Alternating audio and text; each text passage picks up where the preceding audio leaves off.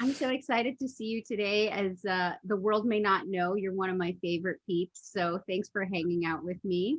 You're one of mine too, so I'm honored to be here. And I've been watching the Women's Spotlight for months now, and I'm excited to be here talking to you today. So thank you for the. Amazing. That's great. And for those of you who don't know my friend Becky Nethery, she is a powerful copyright person who helps me with all of my copyright and just does a wonderful job revamping websites, creating content, just helping you bring power to your message. And the thing I love most about working with Becky is that she's been able to find my real voice and help bring that forward in my content creation. And that's not always easy to do because sometimes I have trouble finding my voice. But Becky's just such a wonderful person. And I'm so happy to bring her on in this edition of Women's Spotlight because I think we can learn a lot from how we grow and manifest the life that we live. So, with that, Becky, thank you again for joining. I just want to take a couple of minutes before we jump in and talk a little bit about your business and how you're helping fellow business owners. So, you can tell us a bit about your copywriting business, please? I'd love to. So I'm a copywriter and a course development consultant. So I help people create courses in their business. And a lot of people really seem to struggle when it comes to writing about their business and describing how they help people. Like we can be so amazing in our own like zone of genius, but then when it comes to like having to talk about it and having to like share your message with the world, there's a lot of fear that comes up, and like it's hard to explain it in a clear way. It's hard to explain it in a way that's going to connect with people, and it can be hard to like own your power, right? Like often we're so close to our businesses and like we're so close to what we are awesome at that we just think everyone else is equally awesome. I don't know if that happens to you, but it happens to me. Absolutely. Everyone can write, like I just make these assumptions, right? And so what I do is I help people see their power in a way that is reflected on their website and on their messaging. And so I have this like great honor of acting as a mirror to people, and I get to like say like, no, like not everyone can do what you do. Like this is actually pretty awesome what your business is and like how you've chosen to show up for people. So it's like I think of it as this like ultimate collaboration, right? Like I work with these business owners who are doing amazing things in the world, who are showing up with like their full hearts and are playing big and all of their greatness and their ideas. And then I get to like be a part of that by taking that greatness, but like crafting the right words that are going to get their message out into the world clearly and connect with people in a way that's memorable and that tells their story. Yeah. And so, And you tell the story so wonderfully well. But what I really love about what you just said is you sort of present a mirror to people. And you are so right. When we are in our gifts, sometimes we don't realize there are gifts. And to bring that piece of self into the business is so important to have an authentic business that represents you and helps other people out there. So I really think that you've mastered the art of doing that. But I know you weren't always in a copyright business. And I know you certainly weren't always empowering other business owners to go out there and create the website that best represents what they do with their time and life. So you started off as like a farm kid. I love that word, farm kid. And I remember us playing with a brand, farm kid, when we looked at you selling some jam at the farmer's market years ago. But you yeah. started off as a farm kid in Ontario in a small town of Godrich. Can you tell us a little bit more about that and how you grew to where you are today? And that's a big story, so we'll chunk it out. Yeah, so I grew up on a small little dairy farm outside two small towns between Blythe and Belgrade in good old Huron County, which is kind of, well, it's on the shores of Lake Huron. And, you know, as a farm kid, like I went to a very small school, you know, it was very rural.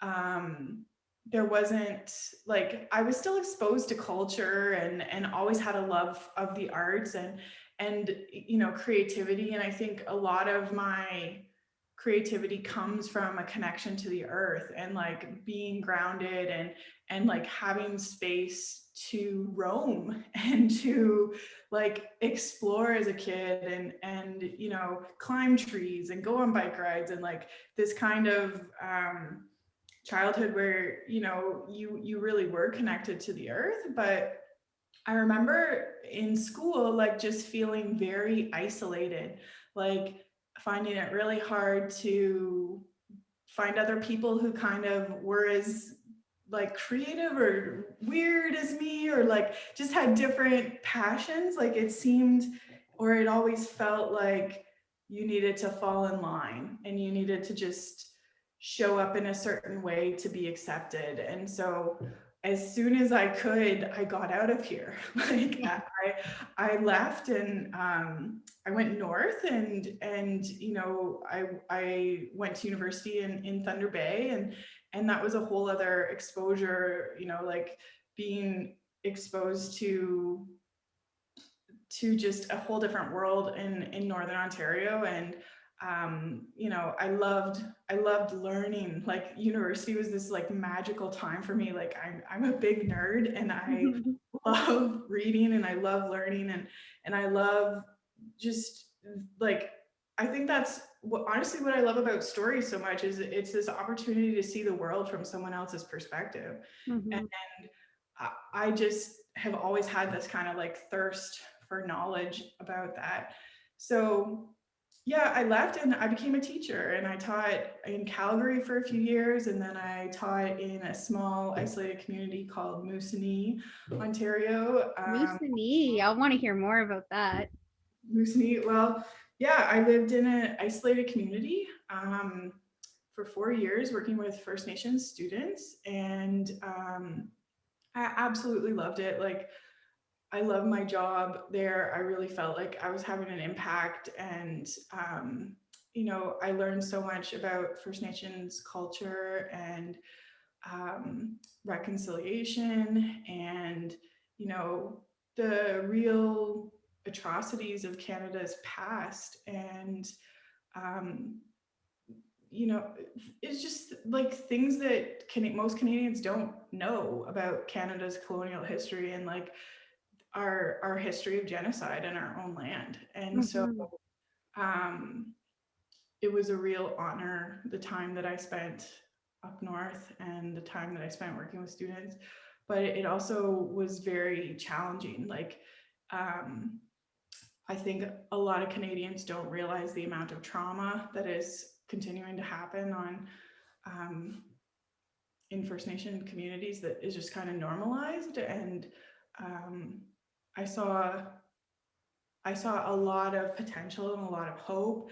And I also saw a lot of people who, you know, were really struggling with the trauma that Yeah. is continuing to happen. So And the centuries of that, right? And just the impact on your genetics and your DNA and your thinking. And we talk about systemic racism. Well, it's there at its finest. So perhaps I want to put a pin in that, because I always want to explore that a little bit more and see how we can help make a difference, even if it's a microscopic one. So let's come back to that. But just on your journey's perspective, so you were raised in this small town, well, between two small towns in Huron. You took this journey. You're like, let me go explore more about myself. And with that, you went to Thunder Bay and then this small town, Moosonee, and you decided you were going to be a teacher. And I know you have a thirst for learning and you're very creative and you love the art. Actually, that's one of your art pieces up there of us in Peru. We'll talk about traveling later. But so, there's this magical place of creativity that's always sort of followed you, right? Like that creative energy's always been such a big part of you.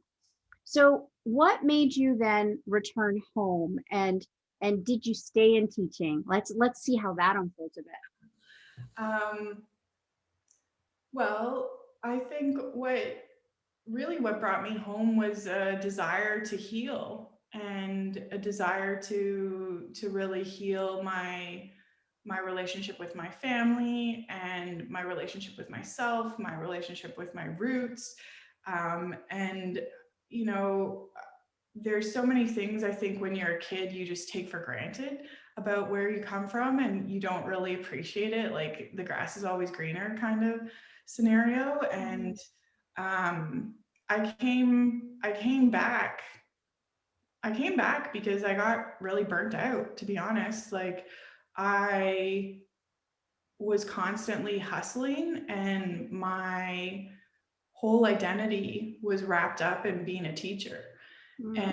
And, you know, my success was tied to my student success, which like isn't healthy. Yeah. And, you know, it I needed some healing, to be honest. Like I came back because I recognized that if I stayed, the people I recognized part of, well, I'm going all over the place, but part of why I left teaching is that there's a lot of phenomenal teachers out there, and I'm not like, I don't want to diss any of them, but And we need teachers to keep our students learning for sure. we do. But I also saw this like current of, and it's not everyone, but there were definitely some teachers who were just like really bitter and like really shut down and, you know, counting the days down to retirement. Mm-hmm. Mm-hmm. I just thought like, I don't want to be like that. Like I don't want to be someone who is just going through the motions. Like and that like that's part of why I left teaching, is that I wanted to do something else. And even though I was really good at teaching and loved it, there becomes this moment where like the tension is just too much. Like you know that if you don't leave, there's a part of you that's going to die.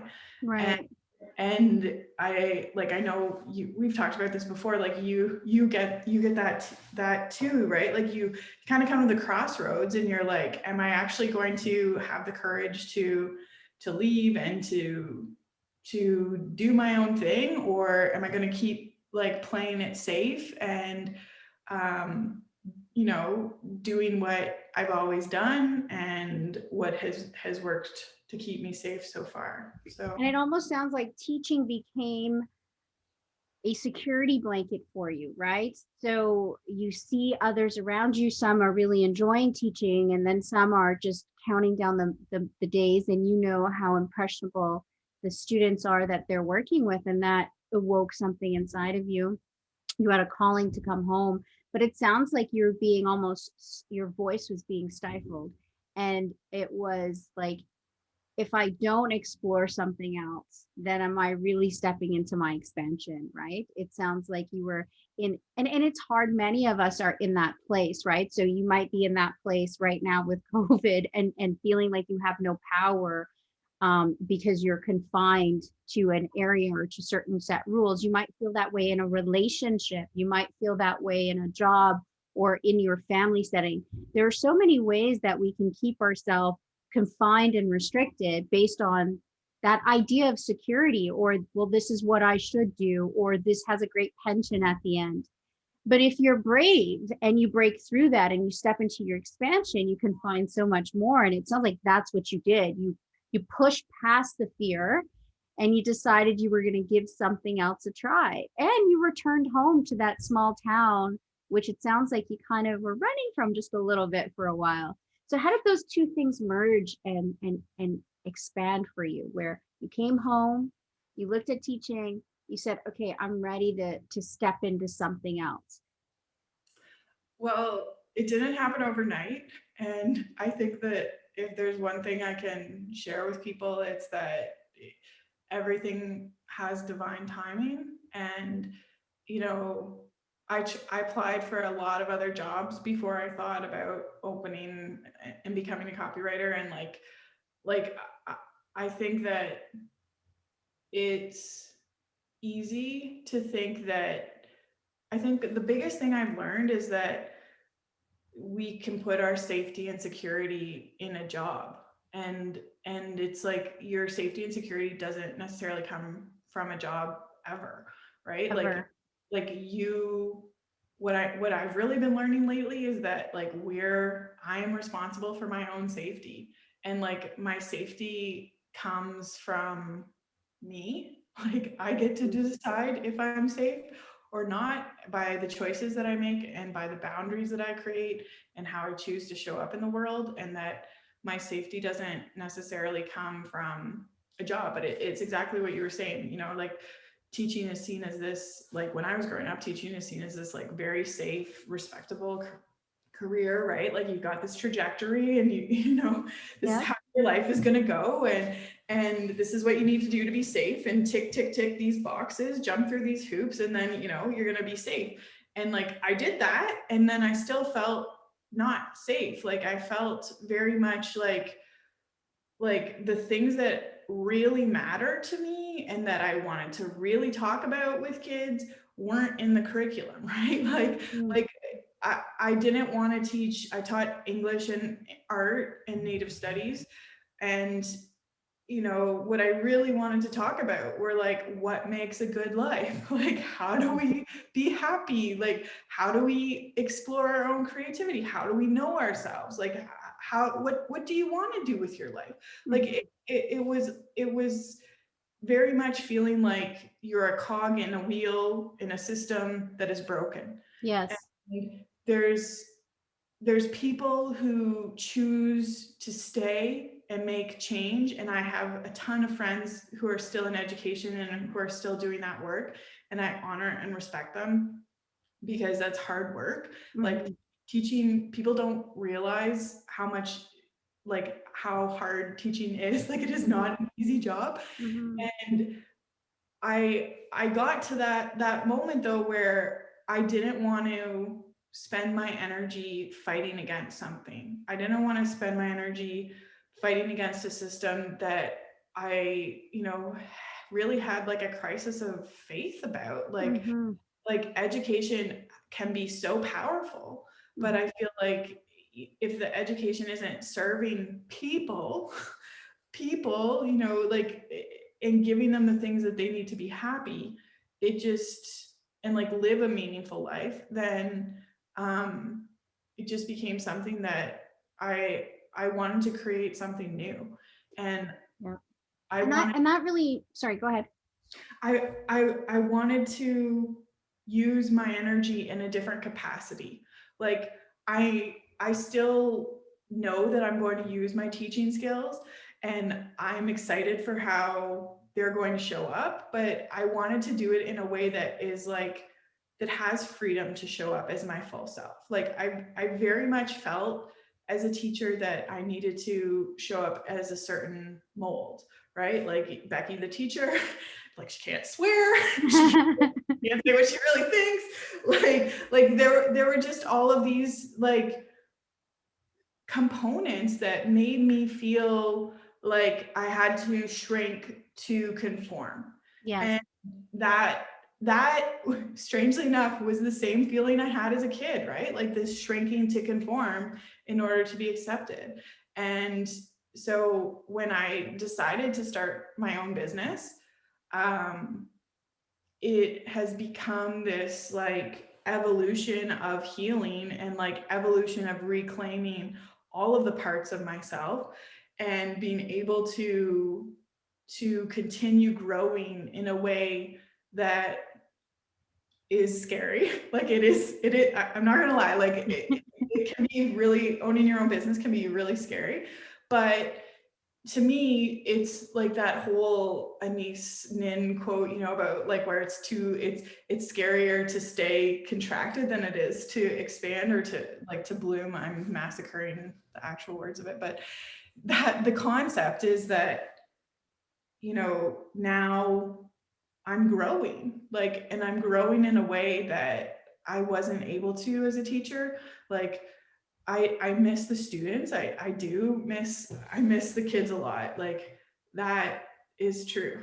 But I wonder if there's a lesson right there, because So teaching, as you said, some people are still fighting the good fight. I think many people out there will recognize that our systems, many of our systems, including our educational system, needs a revamping for the generation and era that we're in and we're embarking on. And many things have been forced into change, and teaching is one of them with this pandemic that we're facing.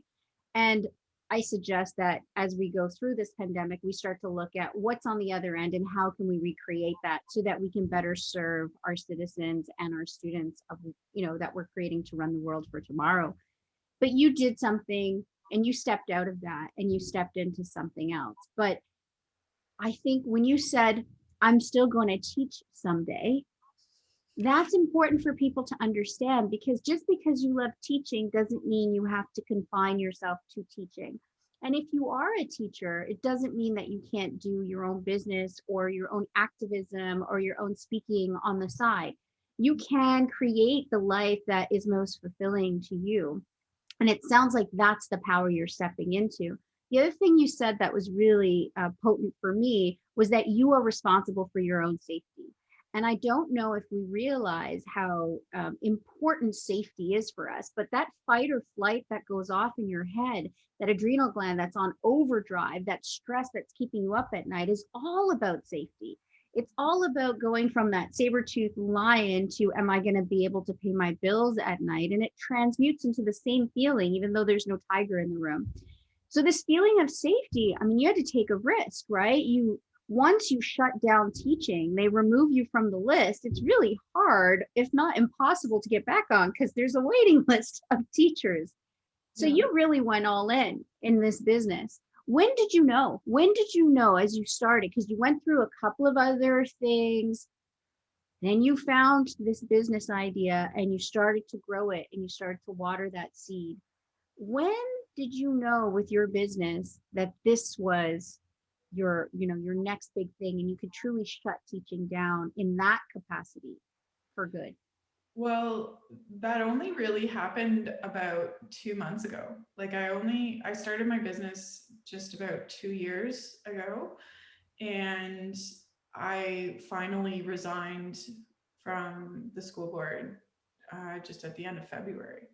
And so for me, I started off just with a leave of absence, and that, you know, we're responsible for our safety, but we do things in a way that is going to make us feel safe, Right? right? And so for me, it was, starting, just starting, like that's it's this, sometimes just starting is the scariest thing, right? And then Starting is, I think, always the scariest thing. yep, Okay, just putting your name out there, just starting your business, just saying that I'm doing this, I can say for me too, was yeah, such a scary thing, especially when you are respected and regarded in your profession.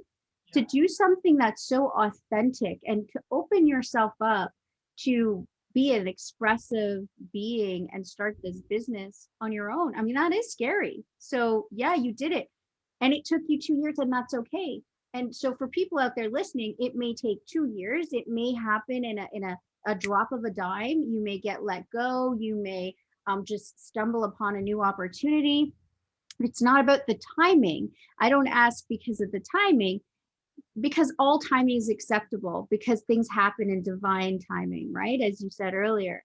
But for you, that's how long it took you to really, really know. And now you know. What made it, after 2 years, that feeling inside of, I'm safe and this is my future for now? Like, this is what I'm going to invest all my time in. Uh, um, I I for me, it's like not, there was no turning point. There was no like there's nothing that jumps out that I can pinpoint. It's more for me, it was like a gradual, like, you know, a gradual expansion of like a decision, I can do this, and like believing in myself that I can. And then be like, you continue to just do the next thing that's in front of you. And anyone who knows me, and you know this too, knows that I'm like an avid planner. Yeah. You're I, very organized. It's a great yeah, asset. I, I love having a plan. I love a good plan. I love knowing what is going to happen. And with your business, I still have a plan, but it also is this like surrender that, you know, your best laid plan still might not, what you think is your best laid plan might not actually be your best laid plan. And like, what is in your best interest and what is in everyone's best interest, right? And I think that it's so, I struggle with this and I continue to learn this lesson, but there's something like really powerful in being able to trust, and like trust that there is a bigger plan that is outside of our intellect and outside of our logic, and what your, like the plan of what your life is supposed to look like, right? Like sometimes that plan is so limited and doesn't make us happy and doesn't fulfill us. And so I forget what your question was, but No, this is really good, but this is important. Like, when was the moment that you knew? And you said it wasn't a moment. It was, to me, as you were speaking, I heard an unfolding, a yeah, stepping into being. And the word, when you say surrender and you tie surrender to trust, I'm so glad you did that, because for me, trust and belief are so worlds apart, right? Belief is almost like, I have a belief that if I do this, then I'll be okay, right? yeah, And not to tie it to religion, it could be about anything, but it's if this then. And yes, with trust, it is a surrender. It's, I have trust that the universe or my plan of action, it's going to unfold in my highest good. yeah, And sometimes your highest good can knock you down, and sometimes your highest good can make you feel scared, mhm, and sometimes your highest good is really, really uncomfortable. But I think when we give up that illusion of control and we surrender into the possibilities, that's when magical things start to happen. yeah. And can you think of anything that sort of felt a bit magical in the unfolding of your new business?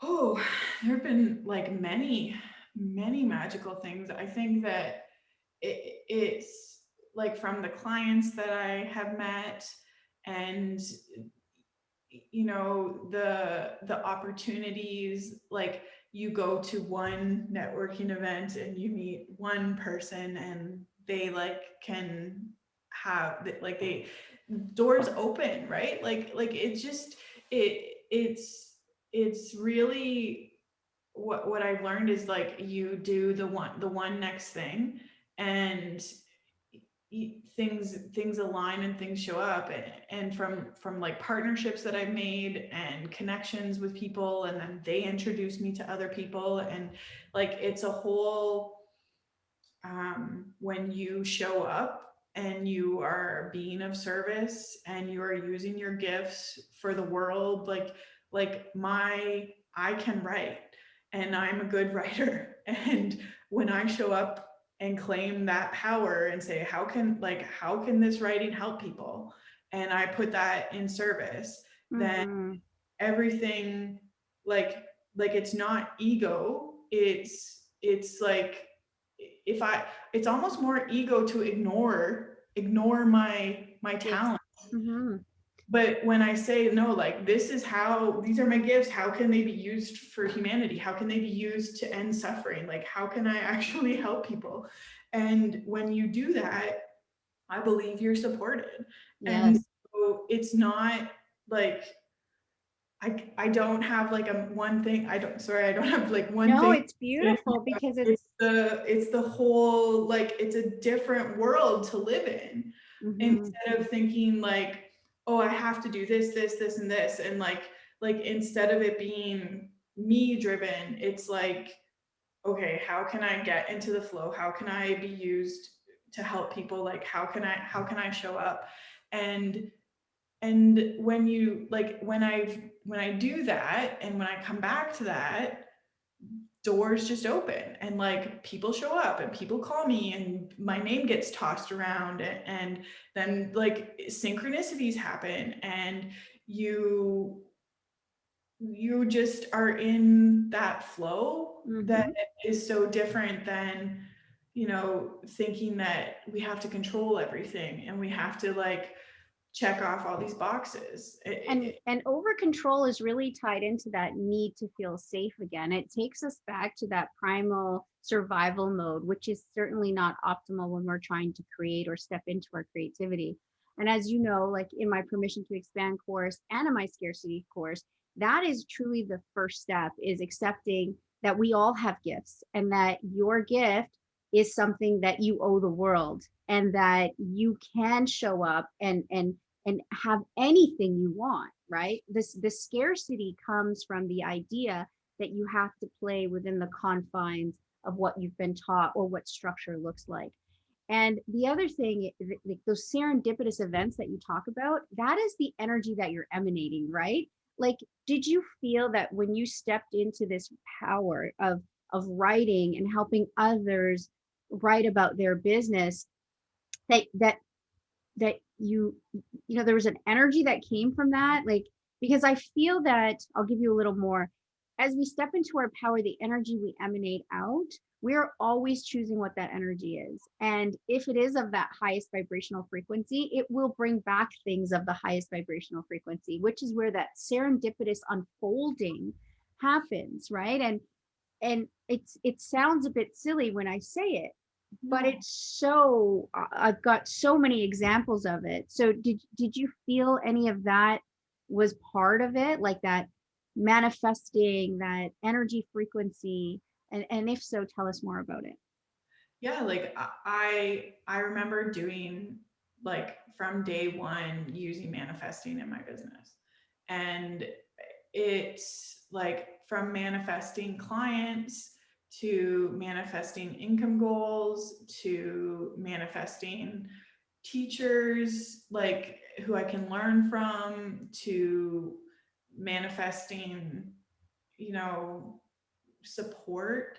Because I think like another big thing I've learned in my business is that like we are supported and support is available, and you don't have to do it alone. Like I really, at different points in my business, I've struggled with that, like going oscillating between like being in survival mode and like feeling like I have to hustle, and the only way that I can get things done is to do it myself, and like I just got to push through and like keep going, and like then ending up burnt out and like in that same pattern.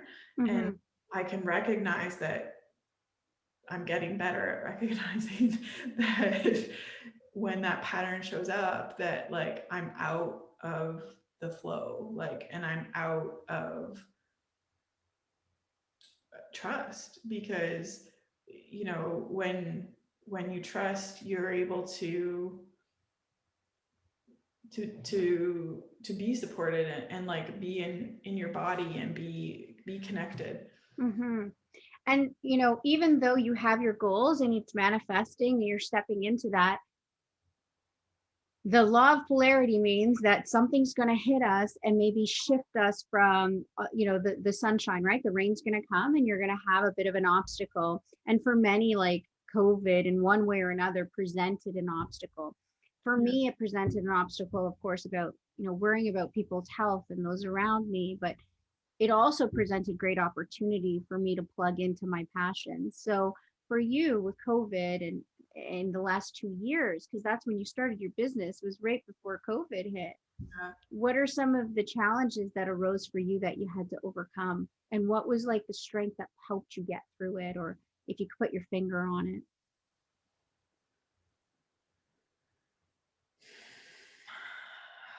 I think that every day we have a choice whether we're going to choose to be in love or choose to be in fear. And, that's really simplistic because it's way harder to do. Yes, but it's a decision, the most powerful one of all. I am so in alignment with that. And I think that the moments when I am in fear, like I really started to learn, you know, I read somewhere that having your own business is personal development. Like really, Yes. it's like it's a different level of personal development because you're literally like no one's gonna pay your bills except you, right? Like it's a whole different like showing up in your power and in your gifts. Like showing up in your power, because that is a representation of you, right? You're out there, you're on an island, you're making all the final decisions, right? And for sure, if I watched this with my father growing up, right? He started his own business, and I always had so much admiration for that. And I always, being the only girl, I used that as a reason not to get into the family business with like my four younger brothers were. And I just went on this corporate path. And I'm still on the corporate path and I still want to one day be a CEO. But I'm not sure now if it'll be the CEO of my own business or the CEO of a corporation. But I'm trying to do both, right? And I'm loving having the creative expressive outlets that I have here with you today. And I love being able to commune and help others. So I think you're right though. You are really going through a journey of personal development. And now on the other side of it, like look how far you've come.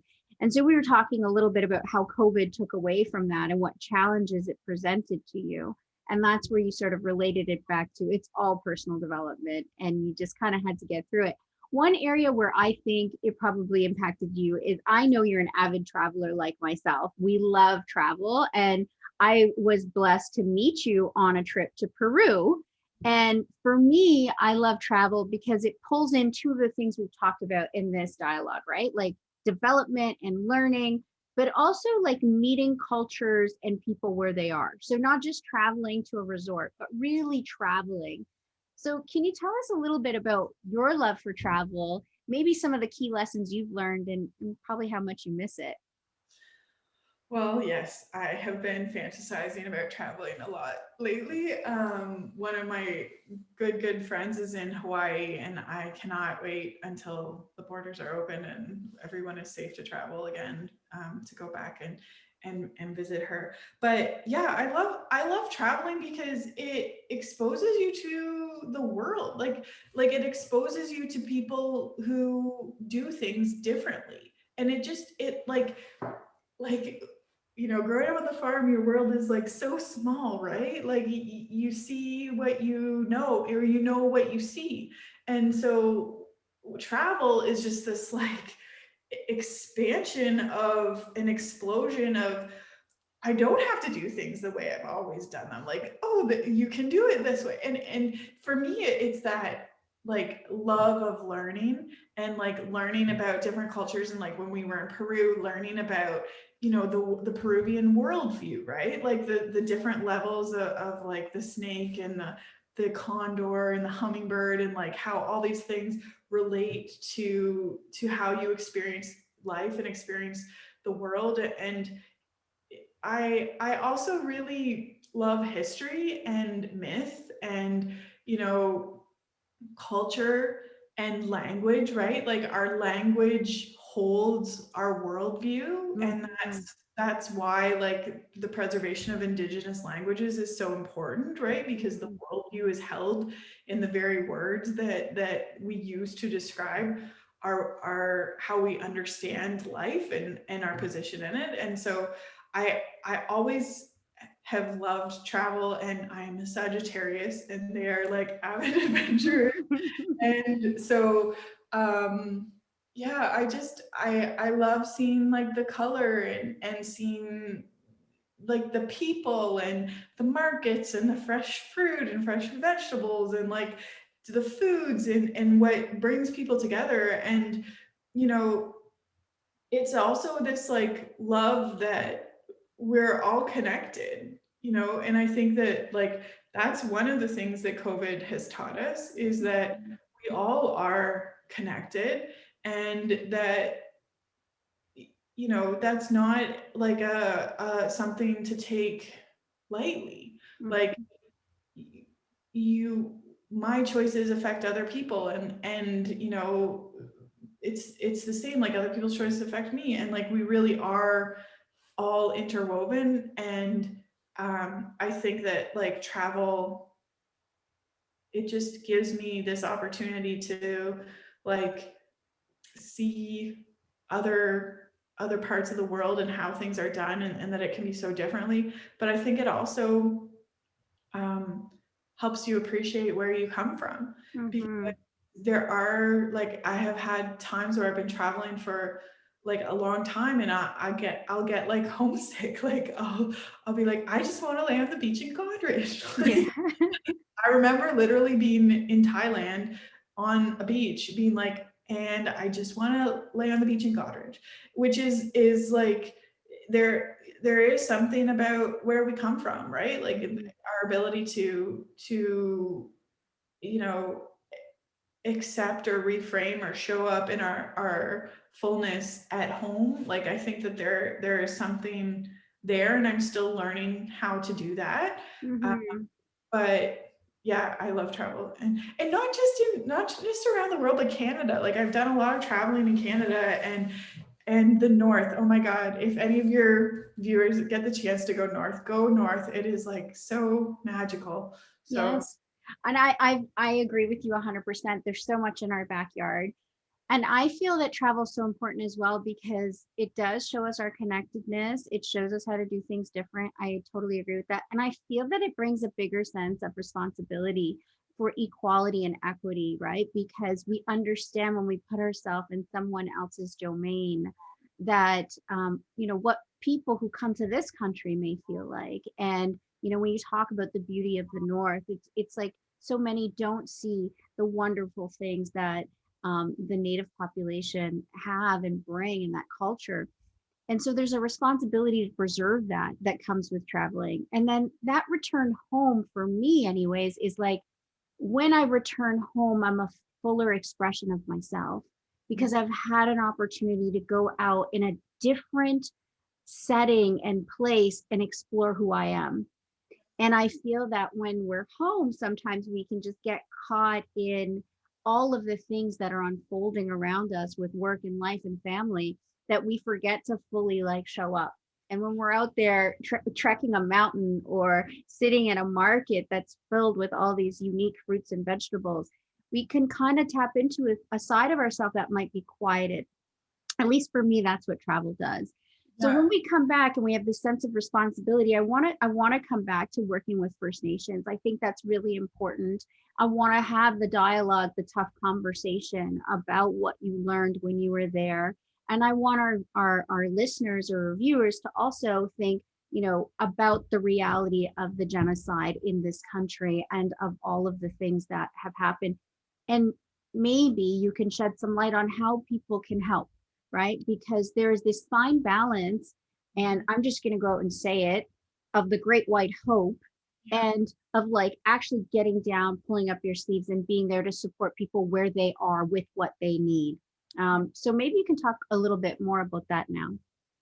Yeah, I think that the one the one thing I can say to people is to start educating yourself and to start reading, because, and like this was one of the things I really struggled with in the education system, is that we don't even know our own history. And like I didn't learn about Canada's post-colonial or colonial history until my third year of university, right? Like we hear about our history of Canada as like these people discovering Canada and coming here, and like the settlers, and the French and the English like coming, but like that is a colonial perspective, right? And so First Nations people have their own perspective, right? And so they weren't discovered, they were already here, and they already had their own like very intricate communities and cultures and wisdom and medicine and knowledge and invention and languages and art and creativity and dance. Like is a very very important, like culture, like not primitive, like Mhm. the way that we're exposed is wrong, like the way we are taught is wrong. Yes. And so what I encourage people to do is to learn from Indigenous people. So read. Yeah. Read Read. and hear their voice, and Yes. appreciate that there's a dehumanization that's happened, right? Yeah. And so when you listen to words like savage and others, as which has happened with many cultures around us, not of course just the native, but it's been intensely happening to native people in our backyard. Yeah. But this dehumanization is to make people feel that they're so far detached from us, right? That they are savage, that they are separate. And to me, the solution is bringing in an understanding that they are as we are. We are people, and that their traditions and that their voice has just as much weight, and that we're the ones who determine that word, right? Our forefathers did that with purpose, right? Because it's only when you dehumanize a race or a culture that you can really have people dismiss them because they are not human. And that's, I think, the unfolding here, right? So reading, I know you're an avid reader. What books can you recommend if there are some?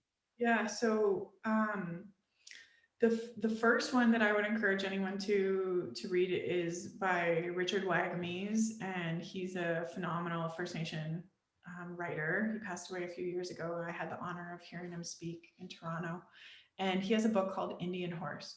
And Indian Horse yeah, by and Richard Wyagomez. Wagamese.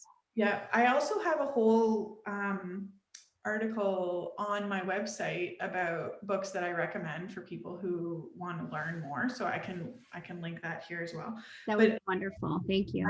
I would start with Indian Horse because it tells the story of Canada's, our greatest hope. It's about a young hockey player, and about our greatest,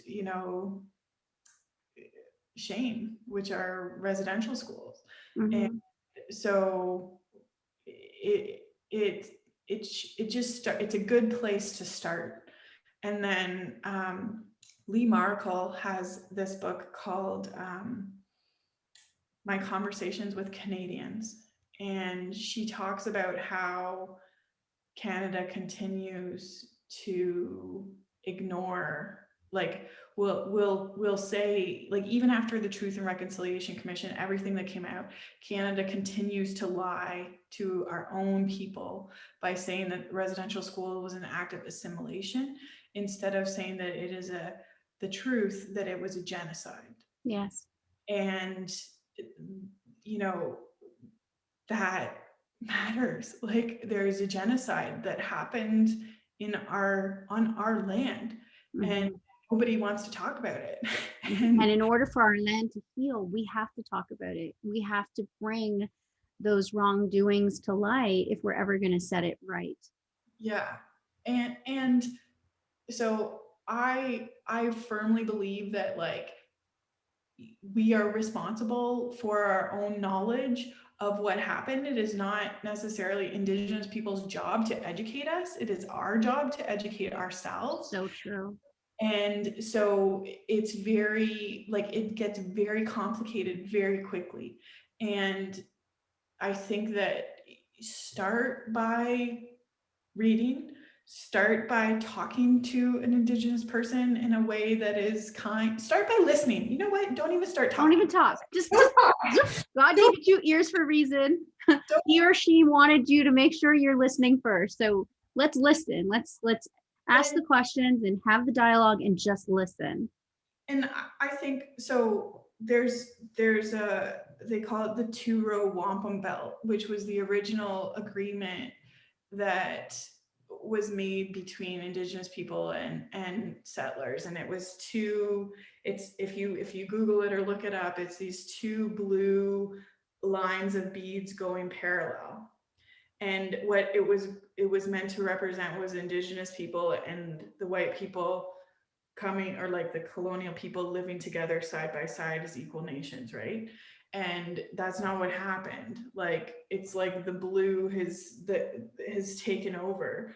And you know, if you start learning and you start listening and you be a human and you look at your preconceived notions that are probably based in colonialism and racism and oppression, because we are all benefiting from being on indigenous land, right? Yes, And absolutely.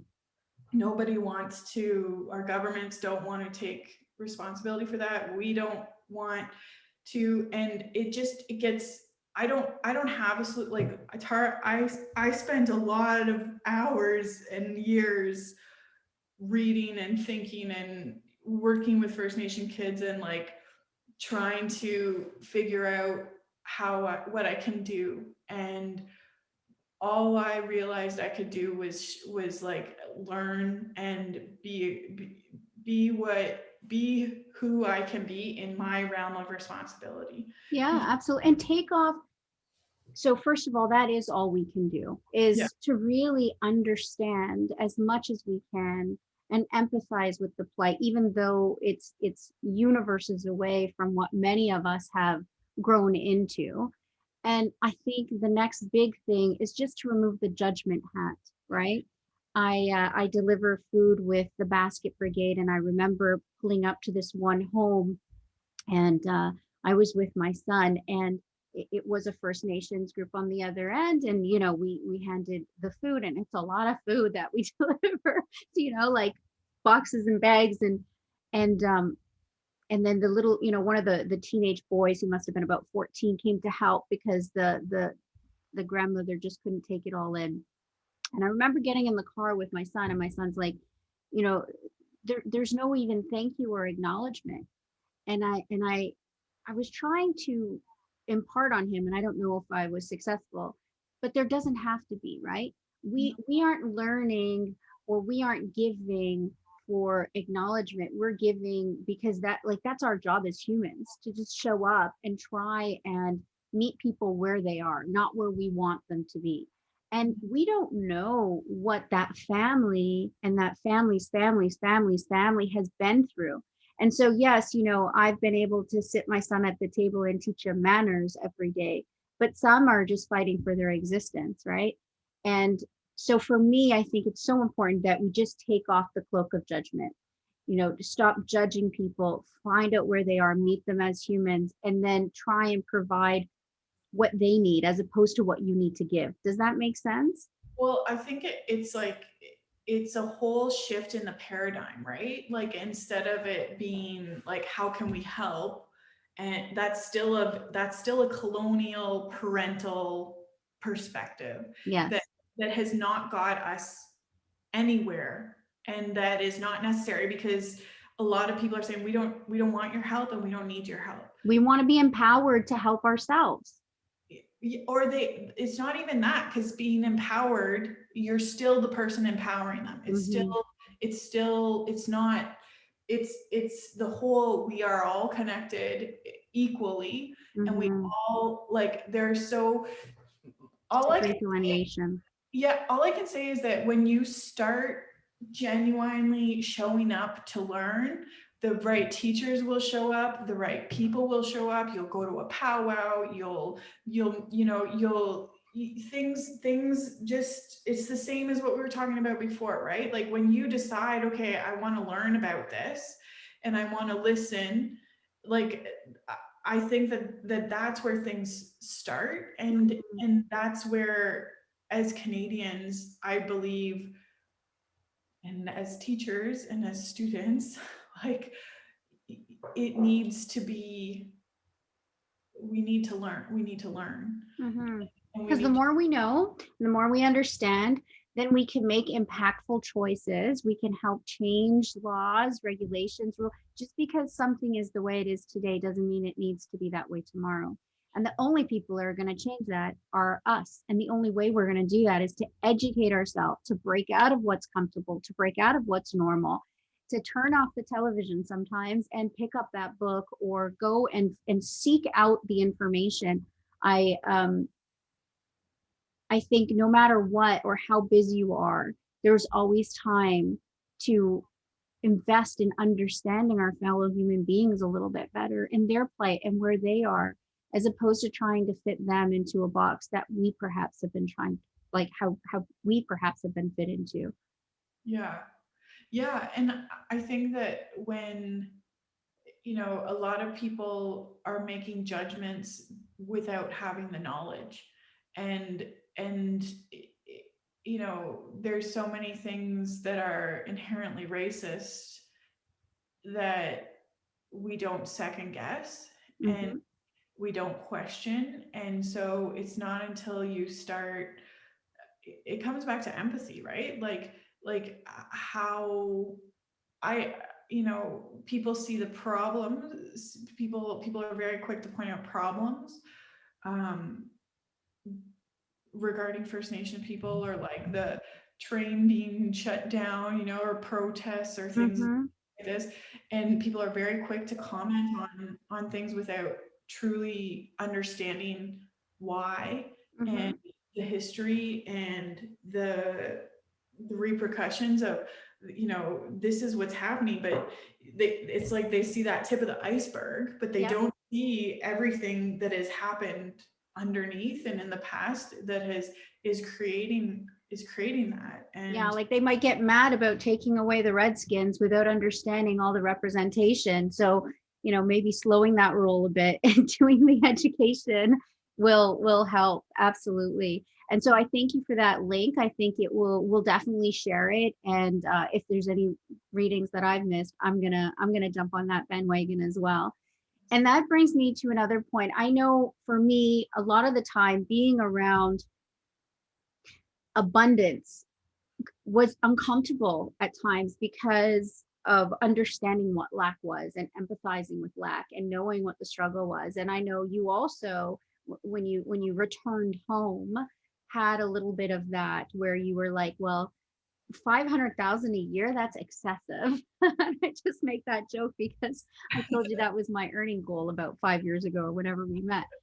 So tell me a little bit about how you broke through that thinking and like really stepped into that expansive, I can have as much income as I want.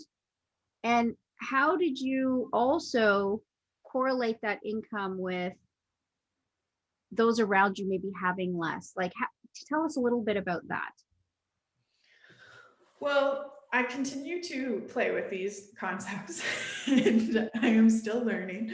And I I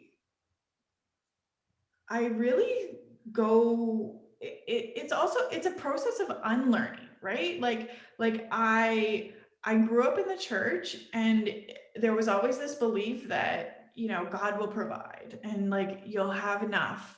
And it's like, how I internalized that as a kid was like, you're gonna have enough for some jeans. They might not be the silver jeans like all the other girls have, but you're gonna have some jeans, right? Like, and and it's I still am learning this, Tara. Like I know. I'm I still think we all are in some way, shape, or form. I'm still on this journey because, you know I feel like abundance, there's so many ways to be abundant. And like I've recently been learning that like what makes me feel really abundant is having time. Like Mm. having space in my calendar, and like having the space to create what I want to create.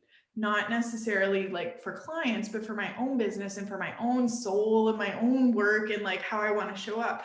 And so I'm learning that like the more space and abundance that I can, like the more I can feel abundant in even my calendar, that is like the breadcrumbs of if this is what I feel like I need, then I need to give myself that, and that the things that I create are going to create abundance, and that it's like actually honoring like honoring what you need. Like I feel like abundance comes in your ability to honor what you need and recognize what you need, and that when you can give that to yourself, that it goes back to the safety thing, right? Like Absolutely. I'm responsible for my own safety, and if I feel like having a full day to create whatever I want to create and like be in that fun energy of like actually getting to create what I want, that I have to believe that that is going to, you don't have these desires without a purpose. Like Absolutely. the desires you are given to you for a reason. And And they change, yeah, right? And there's ebb and flow in what in how they unfold. And abundance, you're right, it's absolutely a mindset and a way of thinking and a way of deserving everything that it is that you want. And sometimes we hear abundance and we think we fall in the consumerism trap, right? That I can buy whatever I want. But that's actually not abundance. You have people out there who are multi-millionaires, even billionaires, who are unhappy. yeah. So thank you for putting it in the way that you did, because it's true. Abundance can be in time, it can be in love, it can be in giving, it can be it can be in a multitude of ways. Just knowing that that flow of energy can happen, and in anything that is meant to happen can happen, or anything you want to happen. And that's not like the stubborn, oh, I want a pony and I want it now. Yeah. It's what's underneath the desire for the pony, because we never really want the pony. We never really want the 500,000. We want the feeling that arises with what we're after, right? And I think true abundance comes with having those feelings available to you at any time Mhm. without an external like happening, right? And Yeah. I'm still learning it. I know you're still learning it. I think we're all still learning it. And challenges will constantly step up to say, hey, you think you got it? Here's lesson number 264. Yeah. For sure. So I know we're at time, but I want to give you an opportunity in our last few minutes together to just like, if you went back and you had to tell Becky, the little girl, something, and give her a piece of advice for living her most authentic, full, vibrant, creative life, what would you tell her?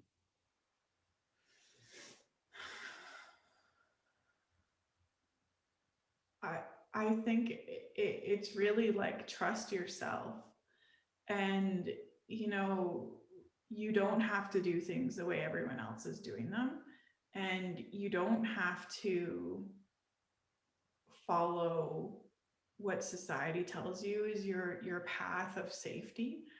And it's you you being fully yourself is actually how you create your safety.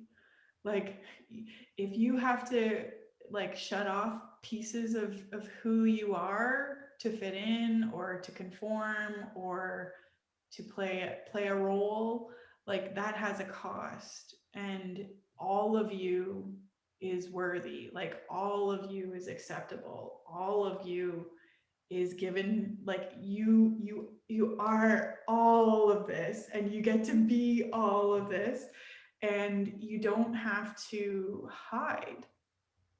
And you know it's okay to not have the answers, and it's okay to not know what's going to happen in the next three steps. You just know the next one. And um just like that, I love you. Like there's such I think like it's so overused, but like that whole self-love really is important and really really matters. So um yeah, that's I think that's what I need to hear, not just my little girl, but myself right now. Yeah. But I think that all of us, like that we can create our own safety, and we can create the freedom to be our full selves. And that can look so different. Nobody else is gonna, it's not gonna look, your path isn't gonna look the same as anyone else's. Yeah. And I feel like when I finally let that go, that you know, I'm not gonna be defined by these certain checkpoints, that's when the magic really starts to happen. Because it's like, if I don't have to be following this set path, what path do I want to follow? Like, what do I want to do? What path do you want to create? Where do I want to go? How do I want to show up? And so it like creates this expansiveness that you talk about, to be able to like create space for all of who you are.